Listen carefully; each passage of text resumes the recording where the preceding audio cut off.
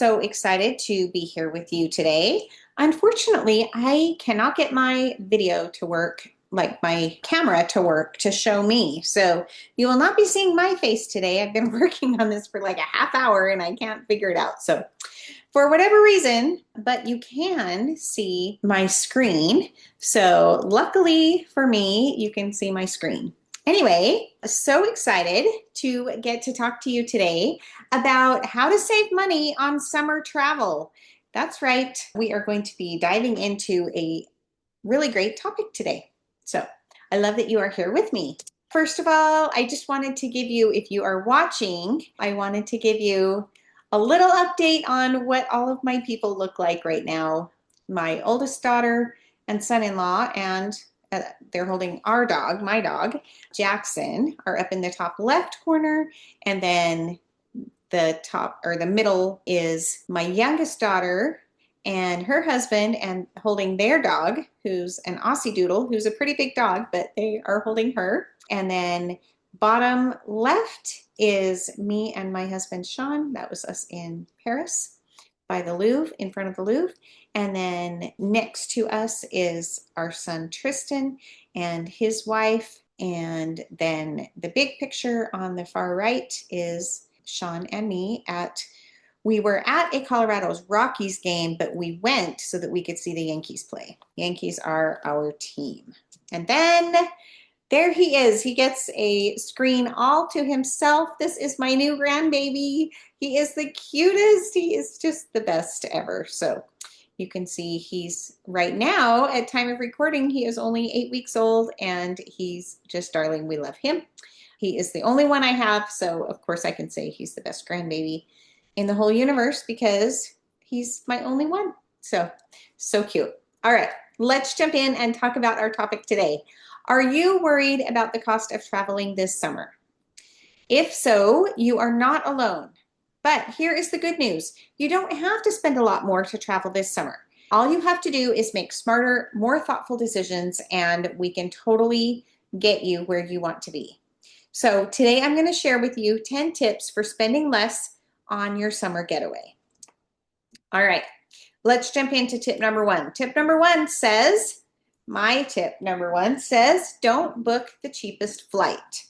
Yes, you are right. You heard me right. Do not book the cheapest flight. Now I'm going to talk about flights just in general for a second. I have a client who was going to Italy. She waited 3 weeks before she let me book the flight. She was just hoping that the flight airfare would go down, and the flights did not. She spent $600 or more than if she had booked when I first started checking. So that is, I know, we've all been there, right? We've all done that, just done the watching the flight kind of dance to try to figure that out. But here are my recommendations about flights. Book when the price feels reasonable, not perfect. Flight prices are just not great. And so if you let it get to a reasonable place, just book it then. Book those flights. My second set of suggestions for flights is to book a standard economy ticket, not a basic economy. So that is what I mean by don't book the cheapest flight. Do not book basic economy tickets, because the reason that you book your standard economy ticket or have me book a standard economy ticket is that then I can go back in and still check on your flights every so often after we've booked them. If the cost decreases, you can, whoever has booked your flights can rebook them and you get the flight credit. You will not get a refund on that overpayment on the extra, but you will get a flight credit which you can use toward new flights. Kathy, my client Kathy, had a flight to Amsterdam all booked, and a couple of months after I booked it, her flight prices went down. And so I was able to rebook and she got a lower price. So also another pro tip is that if I am helping you with your flights, sometimes I can put a hold on them. And it'll give you a little bit of extra time, usually only about 24 hours, but it gives you a little bit of extra time that you can, check with your people and make sure that, yep, we're good. We want to take these flights. So just to recap, don't wait for the lowest flight price. Just book it when it's reasonable, and book at least standard economy tickets or higher. I mean, obviously business class, first class, comfort class are all great options as well. And you can always get a trip credit if you get a lower price, if a lower price comes along. Okay. Tip number 2 out of 10 is to be flexible. I'm going to be talking about a lot of different ways to be flexible today, but let me tell you about one. One big savings, there are some clients who were flying to New York and they wanted to go. They were initially looking at flying on a Friday or a Sunday, and those flights were priced super high. All I had to do was switch it out so that they flew to New York on a Tuesday and came home on a Wednesday, and they saved a boatload of money. It made it so that they could stay at a better hotel rather than have to pay more for their flights.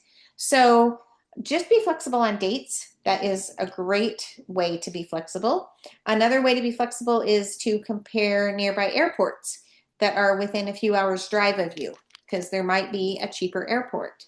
Another flexible way on flights is to look at early morning or late evening, even red-eye flights, to save you a little bit of money. So just to recap, small changes like this can make a real difference in your total price. So you don't even have to change your destination where you're going. You can keep the same destination, but just maybe modify your dates or look at other airports or look at other flight times, and you may be able to save yourself a good chunk of change. Tip number 3, stay closer to home. Now, high fuel costs, like these high prices, show up the most on long flights. But I still don't recommend canceling your plans, just to maybe pivot and stay a little closer to home. For example, instead of a European river cruise, if you haven't bought it yet and you're still looking at all of the high sticker price of the flights, then take a US river cruise. There are some amazing river cruises right here in the US. You'll still have a magical experience, but it will save you money on your flights of getting to Europe. What about, instead of going to the Caribbean and staying in a Caribbean all-inclusive resort, go to the Mexican Caribbean?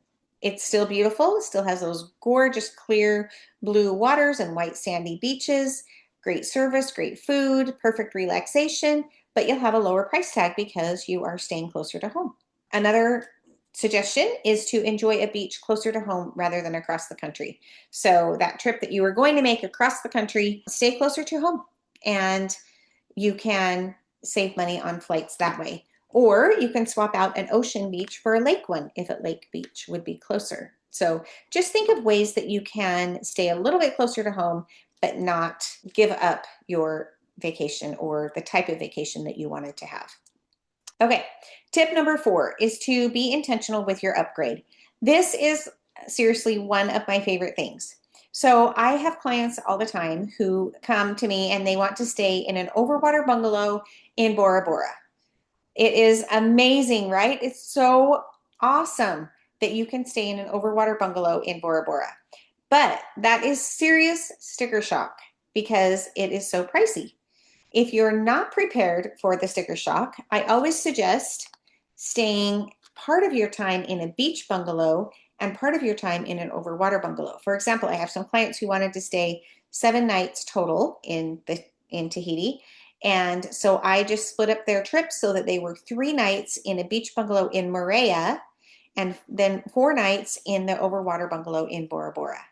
And it was a perfect option because they saved money overall, even with having to get the flight from Moorea to Bora Bora. They got to see 2 different islands in the South Pacific and have 2 different experiences with a lower price tag. You are not paying premium rates every night, and the trip feels more layered, more intentional. You get the experience you wanted, plus bonus of having a whole extra island. And I feel like this is the smart way to enjoy luxury without overextending. Now, if you want to and you're not worried about the cost of staying in an overwater bungalow the whole time, then I will absolutely put you there. That is a perfect choice. But today we're talking about saving money, right? All right, tip number 5, try the one splurge, one save method. So instead of trying to do everything, choose what is the most important and focus on that.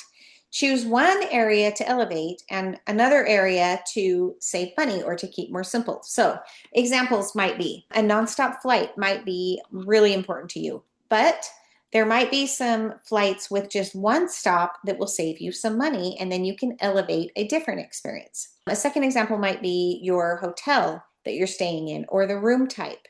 You might choose to stay in a really great hotel, but just the lowest price point on the room type, or vice versa. You might choose to stay in just kind of a mid-range hotel, but really upgrade the room experience so that you've got, their nicest room. Or you could, if the flights are more important, then get the nonstop flight or get the upgrade on the first class flight. And then maybe you would want to save a little money on the room type or the hotel because you won't be spending a lot of time there. So another option that you could think about is private excursion versus a small group excursion versus a larger group excursion. Of course, those all vary in price points. So you need to decide what is most important to you. If it's more important to have the private excursion and to really be able to dig in and get that experience that you want, then make sure you pay for that. But if it's okay to have a small group or a larger group and save some money, then that's okay too. Think about location. You may want to stay in a very out of the way location, which may be a little higher price point, or you may decide it's okay, I can get to that out of the way location and I can stay in a more mainstream area. What about private or shared transportation? If you have private transportation, that is always going to cost more than if you do shared or public transportation. So in this way, just if you think about all of these different ways to save money without sacrificing the whole trip, it still is special, but you can stay within your budget. Okay, tip number 6, let's talk about road trips. Now, I'm sure a bunch of you thought that I was going to recommend one way to save money on your summer travel is to only take road trips. Now, that could be true, but listen to this example. I priced a family road trip they were going to have a car rental for a family, and they were going to leave on a Friday, but it was like way more expensive than what they had budgeted for. And so all I had to do was play around with the dates a little bit. When they decided to leave Monday instead of Friday, it totally helped the pricing. And this is why. The car rental had a lower rate because they were renting on a Monday, which is a less rented day. There was an easier drive because they had no weekend traffic to deal with. There was better availability and lower hotel costs because most of their stays were during the week. Isn't that amazing? That just changing it by a couple days, even a road trip, that it could make that much difference. Another tip is for road trips is to map out your fuel stops. So figure out about how often you will need to stop for fuel, because these small rural towns often have higher gas prices than a larger town or a city. So all of those are good tips if you are going to take a road trip. Number 7 is, I call it more focused trips. So this can be a variety of things. I have a client who originally wanted a 10-day trip to Scotland and Ireland. And what they found was that the prices were a little higher than what they wanted to spend, and the itinerary felt really packed. Now, I agreed that the itinerary felt like we were trying to crowd too much in. But that's what they had asked for originally, so that's what I gave them the option for. So I recommended that we keep the same 10-day itinerary, but only have one country. So they chose Ireland, and they were able to stay in fewer hotels and have less travel so that the trip overall felt more unhurried and a little more relaxing. They have had this trip turned out so successful that friends have duplicated this trip and done the exact same thing because it was such a great blend of timing and depth and location and price and all of that. So it was a great win-win. Now, if you are staying in just one location, like it's not a multi-country or a multi-destination type of trip, then I'll sometimes recommend fewer nights for a lower price point. So if the price is just too high and you had originally priced, you wanted to stay 8 or 9 nights, then maybe if we take off just a night or two, that might get it to the price point where you need. So tip number 8, expect flight changes. Just expect them. It will totally lower your stress if you do. If you go into it knowing that probably your flight times will not be the same when you actually travel as they are when you book them. Flights are shifting more than they ever used to.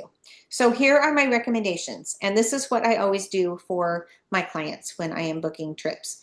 Avoid tight connections. Unless you feel totally confident that your original trip, that your original flight is going to leave exactly on time and you are going to be able to make that tight connection to your next place, I would rather give you plenty of time in the airport rather than too little time in the airport. Also, a good tip is to check your itinerary periodically before you go.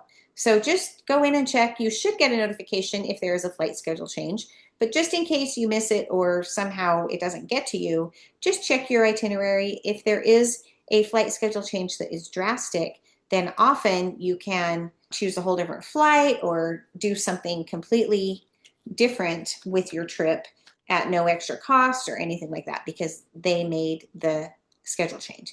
And sometimes flight schedule changes are just a few minutes here or there and it doesn't make any difference at all. Just pro tip for you, the most common time for flight schedules to change is 90 days prior, sometimes between 60 and 90 days prior. So that is just good to know that, like, if you book early, then around 90 days prior to your trip, it's very common to see a flight schedule change. Just because the airlines are putting in kind of their final information. So your flight may need to change by a few minutes, or sometimes it's even more of a change than that. So my biggest tip here is just to stay informed so that you save on your stress. Know that there probably will be flight changes and just stay on top of those. Okay, tip number 9, trip insurance should be part of your plan. Now, I know I'm saying ways to save money, and you're probably thinking, why would I want to add trip insurance? That's just going to add money to my total cost. Oh, my friend, trip insurance can just save you in so many ways during that trip. First of all is, of course, just the peace of mind that you have the insurance. But I have a client whose trip delay caused an overnight stay. She had to rebook all of her flight. I had to rebook all of her flights for the next day because it just wouldn't work to get her out on the same day. Her insurance covered her extra costs and helped smooth everything out. So yes, she was able to get a reimbursement after she had paid those extra hotel costs and everything because of her trip insurance. So travel insurance isn't just about cancellation prior to travel. A lot of people think, I don't need trip insurance, I'm going on this trip for sure. But you need to think beyond just the trip insurance covering your cancellation. It also covers during travel things. So things like travel delay of your own travel, baggage delay if your bags don't end up where you do, medical coverage. There is so much great stuff that is covered in trip insurance. There is even a lower priced car rental coverage add-on than what you will pay at the car rental desk. So if you are going to pay for car rental insurance, please, please, please ask me about the rental car coverage because it's just a really minimal add-on to your trip insurance and it's great coverage and it's better than what you will pay at the counter. A lot better price. Okay, tip number 10. Here's our final tip. Book experiences earlier than you think. So availability is tighter on so many experiences. We have seen this ever since 2020. Availability is just tighter because businesses, pivoted and did other things. And so not only flights, but also hotels, small group tours, private guides, unique excursions, like there's just tighter availability on a lot of things. So I have some clients who just recently, they missed out on a skip the line tour to the Louvre in June with the best price because they waited to have me book it. I had given them all of the options for, the different days and times and excursions that were available to them, and they waited and that experience was no longer available. So I did find them a different option. I did get them into the Louvre, but it ended up costing them more than originally. So if you know you want to do it, book early. Just get it booked and then you don't have any worries about whether it's going to be available when it gets closer to time. And you will save yourself time and money. Okay, so can you see after listening to my 10 tips that summer travel is not off the table? You can totally still take that summer trip. You just have to be really intentional about your planning and just follow my guidelines. recruit me to help you with it, and I can totally help you, and it will make it so that you can still travel comfortably. You can still go to those amazing destinations that you want to go to. It just takes some great planning. You might not even notice that prices for things are a little higher this year than maybe they were last year or the last time you traveled. It may not even be a blip on your radar just because of my great help and my great tips. So contact me to help with more smart travel ideas. I always pass on my best tips to you and use them for you in your behalf when I'm helping you plan your trips. So let me know if I can help you with any trip planning that you may be needing, and happy traveling. We'll talk to you in a couple weeks. If you've enjoyed this podcast, I would invite you to like, share, or leave a review. Let's help grow our wellness travel community.